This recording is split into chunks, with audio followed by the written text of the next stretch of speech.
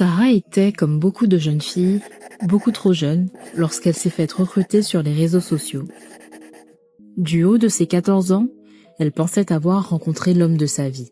D'une certaine façon, se dénommer Max a marqué toute son existence, mais pas dans le bon sens du terme. Les techniques de manipulation bien rodées lui ont permis d'abuser sexuellement de Sarah, en toute impunité, avant de la livrer aux clients.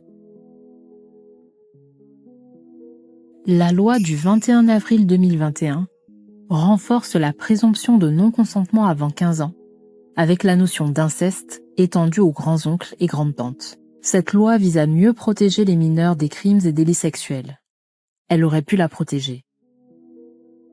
Max l'a ensuite manipulée en la poussant vers d'autres hommes, sous couvert de lui rendre service, faire plaisir.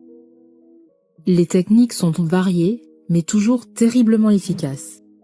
L'objectif pour lui était simple, la mettre en confiance, créer un lien d'attachement indéfectible avant de passer à l'offensive et en tirer de l'argent. La loi du 4 mars 2022 interdit la prostitution des mineurs et considère les mineurs prostitués comme des victimes. Les années passent, mais l'emprise reste. Il est très complexe pour les victimes de prostitution de sortir de cet engrenage. Les menaces, la violence, l'isolement, autant de facteurs qui contraignent la victime.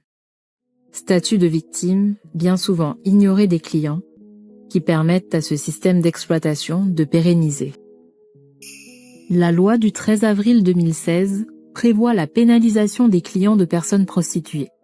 Elle prévoit des mesures de protection et d'accompagnement des personnes qui sont désormais reconnues comme des victimes et non plus comme des délinquantes.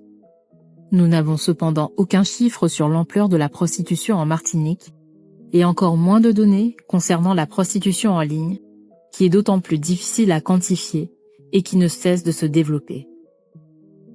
L'utilisation d'un réseau de communication électronique constitue une circonstance aggravante de l'infraction de proxénétisme telle que prévoient les articles 225.7 et 225.12.2 du Code pénal.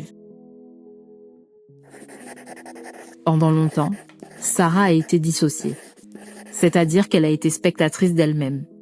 C'est un mécanisme de défense psychique contre les agressions vécues dans la prostitution. La violence subie déclenche une réaction mettant en danger le cœur et le cerveau, entraînant une déconnexion neuronale due à la libération d'endorphines et de substances proches de la kétamine.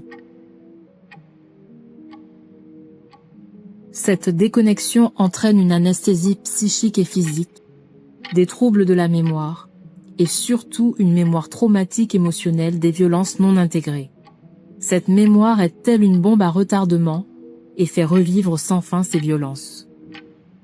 En réaction peuvent survenir des comportements d'évitement et de dissociation, où la personne recherche involontairement les violences pour retrouver l'anesthésie. Ce processus inconscient est observable chez les personnes en situation de prostitution. En plus de ce cadre légal, des associations comme le Mouvement du Nid accompagnent les femmes survivantes vers l'accès aux droits et à la réinsertion.